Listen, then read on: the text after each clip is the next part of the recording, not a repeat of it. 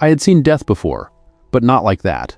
That morning, the forest still smelled of iron and wet bark when I found her, a mother chimpanzee, clutching something small and still against her chest. She didn't move when I whispered her species' name.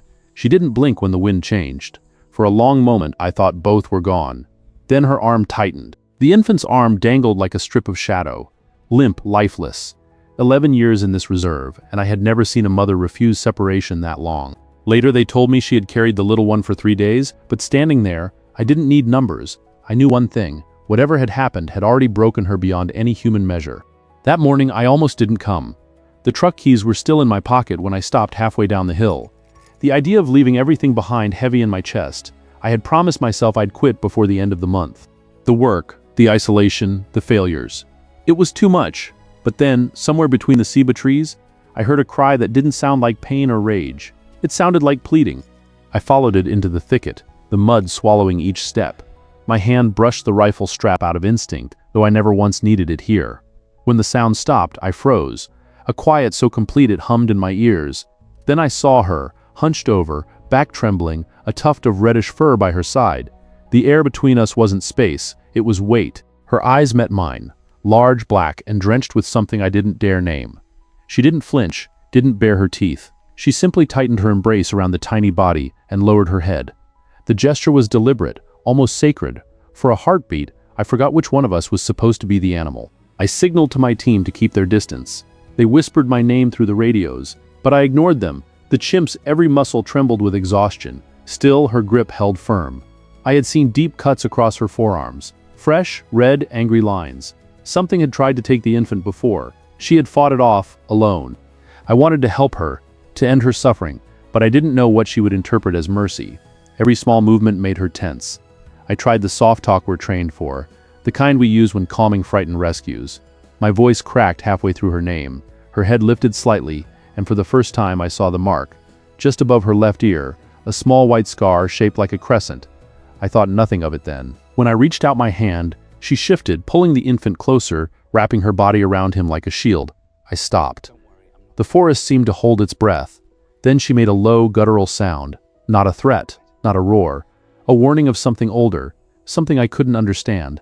I stepped back, slow and measured. My team watched from behind a fallen trunk. One of them whispered that it was pointless, that the infant was already gone. He was right, probably. But saying it aloud felt violent. I turned my radio off and sat down on a stump, 3 meters away, the closest I dared. We stayed like that for hours, two motionless silhouettes under the weight of a rising sun. I didn't move, didn't speak. I only watched as she rocked gently, whispering small sounds against her baby's fur. The kind of sounds a human mother might make while trying not to wake the child she no longer has. When dusk came, she was still there. I walked back through the trails in silence, my boots dragging leaves and guilt behind. I told myself I'd report her condition in the morning, that I'd follow protocol, but in truth I knew I'd come back before sunrise. Something in her stillness had rooted itself under my skin. That night I couldn't sleep. The darkness pressed close around the tin walls of the station, and in that heavy silence her cry returned again and again. It wasn't an echo, it was memory. I saw her eyes every time I closed mine, the reflection of something waiting just beyond understanding. When dawn painted the horizon, I grabbed my notebook, wrote the coordinates, and left before anyone else woke. The forest was colder than before, the mist rising like breath over buried secrets. As I crossed the same clearing, I saw her still there, unmoved, holding on. She looked at me once, the scar gleaming pale against her dark skin. What I didn't know then was that she had already seen me days before I ever found her, and that knowledge would change everything about the way I understood loss. I didn't know it yet, but that morning I had become part of her vigil, and nothing, not the rules, not the time, not even my own decision to leave this place, could yet release me from it. The second day began before the light had found the forest floor. I could hear the dripping of dew from the high canopy, and the distant rustling of monkeys greeting dawn, but my eyes searched for one thing. She hadn't moved. From the same patch of soil, she stared into the trees, as if waiting for something to come back. The infant was still pressed to her chest, his arm limp as before. I kept my distance, 5 meters this time, marking the perimeter with colored tape, so the newer rangers wouldn't get too close. They didn't understand why I refused to intervene. To them it was routine: tranquilize her, retrieve the body, move on, but to me there was something deliberate in her refusal, a kind of discipline I couldn't name. She wasn't clinging from shock, she was holding because it mattered. Hour after hour, she stayed motionless. Only her breathing betrayed life. Shallow, uneven, fragile. I scribbled notes I barely understood, filling pages just to stay steady. Every few minutes I felt her gaze on me, though I wasn't moving. She didn't need to check my position. Somehow she already knew where I was. I began to think she recognized me from something before this place. The forest carried a strange quiet that day, as if the other animals had given her mourning space. No branches cracked, no calls echoed near her. Even the wind softened its course through the leaves. Watching her eyes, I saw no panic, only patience, and something darker behind it. By the third hour, a junior ranger named Tomas brought water and asked if we should try approaching again. I shook my head. The chimp tensed at his movement even from 40 meters away. My silence was enough to send him back down the trail. The memory of her low growl from the day before still lingered in my bones. At midday I moved my position slightly, no more than a meter to the left. Her eyes tracked me immediately. I felt pinned by that stare, as if she had drawn a line in the dirt and dared me to cross it. The infant's small face, half hidden by her arm, was gray now, still peaceful, like he might wake if the sun reached him, but her grip never loosened. Sometimes she would raise her head and look beyond me, toward the ridge that separated this valley from the reserve's eastern border. I found it strange until I realized that beyond that ridge stood the abandoned feeding station, the one we'd stopped using months ago. Perhaps she had come from there. Perhaps she remembered the great metal trough where we once left fruit during the dry season. The thought unsettled me. Had I fed her before without knowing? The fourth hour passed in silence. Sweat stung my eyes, the flies thickened around my boots. Still, I couldn't move. Every time I tried to stand, something in me clenched. The line between observer and participant had vanished. I was part of her waiting even if I didn't understand for what. Late that afternoon, a thunderstorm built itself on the horizon. The sky bruised over in layers of gray. The first drops hit the soil like whispered signals. The chimpanzee shifted then, the first movement I had seen in hours. She turned her back to the storm, curling tighter, shielding the body from the rain. Not even when the downpour drenched her entirely did she release her child. The water slicked her dark fur like ink, and for a moment her eyes caught the light, two black mirrors reflecting me. When the rain eased, her breathing had grown slower. She looked older now, her shoulders lower, but her gaze never flickered. I noticed then a rhythm in the way she watched, a long stare at me, then a glance toward the eastern ridge, and then back to me again. Over and over, like she was comparing shapes only she could see. I wrote the pattern down without knowing why. Later, that rhythm would make sense. As night crept in, mist began to coil between the trunks, and I could barely make out her outline. Still, her eyes held a faint glimmer. I stayed until darkness erased her figure entirely. Only the memory of those unblinking eyes burned into me. When I finally left, stepping backward until the trees swallowed her, I felt her watching long after I could no longer see her. Back at camp, the others were laughing around the generator's hum, stories of home cutting through the night. I couldn't join. The image of her eyes haunted the space behind my eyelids.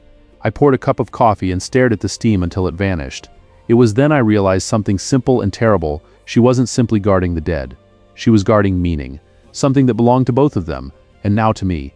That night, for the first time, I dreamt of the forest without sunlight. Only her stare guided me through it, constant, steady, refusing to blink. The dream never ended. I opened my eyes before dawn, the same wind moving through the shutters, and I swore I could still feel her gaze pressing through the dark air between us. The fifth day began with a red sunrise bleeding through the fog like a wound reopening. The forest felt thinner, as if it had been breathing slower with us all week. I was already sitting near the same clearing, the damp soil marking exactly where I had waited before. The air held the scent of rot and fruit, a constant reminder that time was moving even when she would not. She was still there. Her fur had lost its sheen, her shoulders no longer squared with alertness. I counted her breaths. One every 4 or 5 seconds, shallow, stubborn, defiant. The infant remained pressed to her chest, wrapped in the same circle of arms that had started to tremble under their own weight. By then the other rangers had grown impatient. They spoke in quiet voices, but I knew what they were planning. A dart, a sedative, a quick separation before the body decomposed further. They didn't see cruelty in it. To them it was mercy. Yet every time I looked at her face, I saw a consciousness too precise, too haunted for tranquilizers. I kept delaying the order, pretending to wait for the vet's approval that would never come. In truth, I didn't want to end it. Something about her persistence scared me, not because it was animal, but because it was too human. I had clung to something once too, something I was supposed to let go of. She reminded me of that, though I still refused to name it. That morning I noticed something new. Just before the sun cleared the ridge, she reached down and lifted the infant's tiny hand, pressing it gently between her own. She held it toward the first beam of light, then drew it back against her chest. The motion was deliberate, almost ritualistic. At first I thought it random, but she did it again the next dawn, always at the same time, always with the same grace. I started writing down the pattern, first light, hand lifted, then withdrawal, but I didn't know what it meant. The forest seemed to pause with her every morning, as if it too was waiting for her to finish that small ceremony before letting the day begin. There was no logic to it, only intent, and intent frightened me more than instinct ever could. By the fifth sunrise, the camp's tension had turned hostile. Tomas confronted me beside the truck, dirt streaked across his boots. He said the smell was spreading, that this was unhealthy for the troop, for her, for everyone. His words were right in theory, but they rang hollow against the memory of her eyes. He didn't see her lift the infant's hand. He didn't hear the low hum that followed it. I couldn't explain it without sounding unwell myself. Mid-morning brought orders from headquarters, intervene or withdraw. They wanted results, photos, closure. I stared at the message, fingers trembling over the radio. For the first time I understood that waiting was no longer an option. I had to make a choice between the logic of regulation and the intuition clawing inside me. My heartbeat felt like a countdown I couldn't stop. I approached her slowly, stopping at the same stump I had claimed days before. The forest held its breath. The scar above her ear glinted faintly under the light. She didn't growl or stand, she only turned her face toward me, her eyes neither pleading nor hostile, only certain. There was understanding there and exhaustion. She was daring me to decide. Behind me, I heard the metallic click of the tranquilizer gun being armed. The noise sliced through the stillness like an insult. My voice rose before I realized it, sharp and final. Don't. The word fell heavy, final. Tomas froze, confused. I didn't look back. I couldn't let them see what her stare was doing to me. I sat down again, the mud cold beneath my hands. For what felt like hours, nothing shifted. The flies moved lazily through shafts of weak light. Her breathing steadied, mine matched it. Then at exactly the same moment as before, she lifted the infant's hand one last time. But this time she held it longer, toward the sun that broke fully onto the clearing. My chest tightened. I felt like I was watching a final prayer. When her arms lowered, her body quivered and went still. The silence that followed wasn't absence. It was completion. The infant's hand rested now against her cheek, its tiny fingers curled around a strand of her fur. Something invisible had passed between them, a farewell I had no right to witness. I didn't stand for a long time. Behind me, the others waited for a signal I didn't give. I only whispered to myself what I had been avoiding all week, that she knew something I had not yet understood about loss, and that, whatever it was, she was waiting for me to learn it. That sunrise marked a beginning, not an end. As the light deepened and touched her still form, I realized my decision was made. I would not leave this place. Not yet. Something was still reaching for me from the quiet beneath those trees, and until I knew what it was, I couldn't walk away. I returned the next morning with no plan, only instinct. The forest met me with a silence that did not feel empty but expectant, like breath held too long. Dew hung from every leaf, catching light in trembling threads. I walked slowly toward the clearing, afraid of what I might not find. She was there, though her strength looked nearly gone. Her back curved like a bow unstrung, and her fingers twitched in slow motions over the infant's frame. I knew what death looked like, but she didn't. To her, the body was still the center of everything that mattered. It wasn't delusion, it was devotion. For the first time I sat closer, 2 meters now, not more. The air between us pulsed with an invisible current that made my pulse follow hers. Each breath she took was a whisper against extinction, steady in its refusal to end.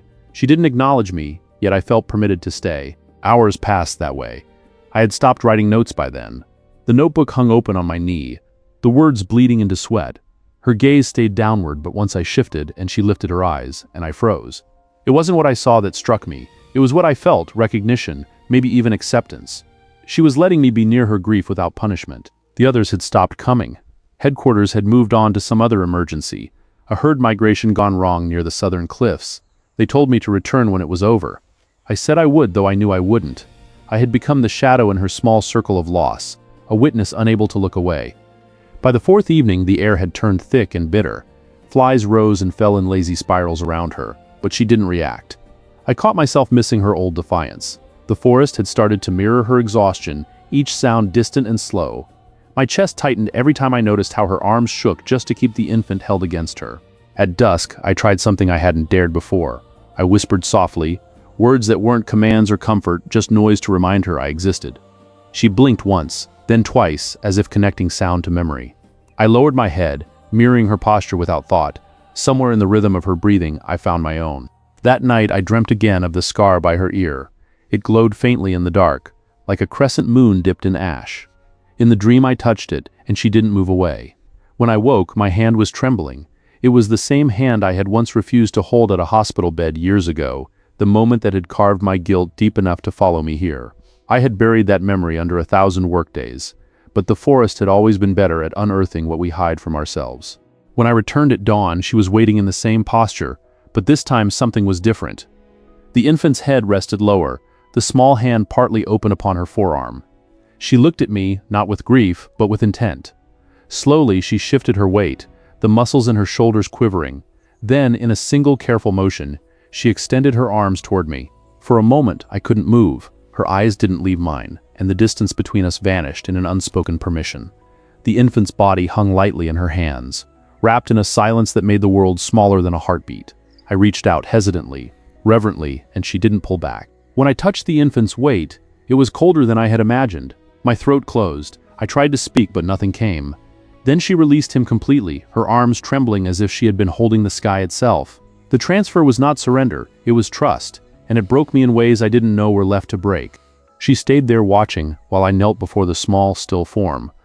I wanted to apologize, to confession something ancient and raw, that I too had lost a child, that I had run from the truth since that day in the hospital when machines kept breathing for him, because I could not. But she didn't need my words. Her silence was enough, and in it I felt understood. When I lifted my head, she had looked away, staring toward the eastern ridge again. The place she had always looked, the place I still hadn't gone. Her breathing softened low and even. I realized she wasn't asking me to save or pity her. She had given me what I was meant to see, not death, but communion. In that moment, her loss and mine became the same language. My tears fell onto the infant's fur, darkening it until I could no longer tell where my sorrow ended, and hers began. When I finally looked up again, the mother chimp had turned her eyes back toward me. They no longer looked broken, they looked free. When the wind changed that afternoon, the forest shifted with it. The air, once heavy with decay, turned cool, almost weightless. The mother chimp sat still, her arms empty for the first time in days. I could see her breathing, slow, unsure, like she was trying to remember what it meant to continue living. The infant's body now rested in my hands, wrapped gently in a thin cloth that felt too human for the wilderness. I waited for her to move, to react, to reclaim the body again. But she only sat in silence, eyes half closed, her face turned toward the ridge. I wondered if she knew something I didn't, some hidden reason that her vigil had lasted exactly 5 days. The thought scratched at the edge of understanding, begging for shape. When I finally looked down at the infant, I saw it. His tiny left hand was curled tight, gripping something between the fingers. I almost missed it, a faint shimmer against the dark fur. Slowly, I pried the hand open, careful not to break what was left of him. Inside was a thin strip of woven grass, frayed at one end, twisted into a small loop. It looked too even, too precise to be accident. I lifted it into the light, and then my chest hollowed. It was the same kind of fiber we used to tag the new feeding posts near the eastern ridge. Only one place in the reserve had that type of cord, cut by rangers to mark safe zones for returning groups. She hadn't just been mourning, she had been waiting. The infant had once held this strand, maybe from one of our old posts, and she must have believed that we would recognize it, that we would come to help. She had kept him in the open, holding that token, praying that one of us would understand its meaning. The realization hit hard. She hadn't refused us out of fear or instinct. She had been showing us something, pleading in the only way her world would allow. I closed my eyes, remembering the mark on her ear, the scar that told me she had been part of an earlier relocation years ago. I must have been there. She must have seen me then, one of the humans who once promised safety and left her behind. I felt the weight of her patience like a hand on my spine. 5 days she had waited, not to surrender, but to make me see what I had almost forgotten, that every act of rescue is also an act of remembrance. She had guarded meaning, not death. When she saw me finally reach for the infant with both hands, she knew her message had been received. The forest grew utterly still, as if every wing and leaf had paused to witness the exchange. Then she turned away from me and walked toward the ridge, as if drawn by some quiet instruction only the wild understands. Her movements were frail yet certain. At the crest she looked back once, long enough for me to notice the white scar catching the last line of sunlight, and then she vanished behind the trees. I buried the infant nearby, in soft ground beneath a strangler fig, marking the spot with the loop of grass she had left. The earth smelled sharp and clean, like rain about to fall. I whispered her name, not hers but the sound that had come to me when silence grew unbearable. For the first time, the word didn't echo back empty. When I stood, the forest felt different, lighter yet fuller. The same trail I had dreaded taking now felt like a beginning instead of an end. I took a last look at the ridge and understood what she had been teaching me in her silence. Letting go isn't forgetting. It's understanding that some bonds outlive the body. That night, back at the station, the others spoke softly when they saw my face. I said nothing. No report. No explanation could hold what had happened there. I sat by the window, listening to the forest breathing in the distance. The sound wasn't mournful anymore. It was alive, an expanse of heartbeats beyond counting. Before dawn, I wrote one final line in my notebook. She waited until I remembered. The words looked strange under the weak lamplight, too simple for what they meant. Yet as the first birds began to call, I felt the truth settle inside me like calm after a storm. She hadn't been holding on to loss, she had been holding on to faith in something she once glimpsed in us, and in what we might become again, and for the first time in years I believed her.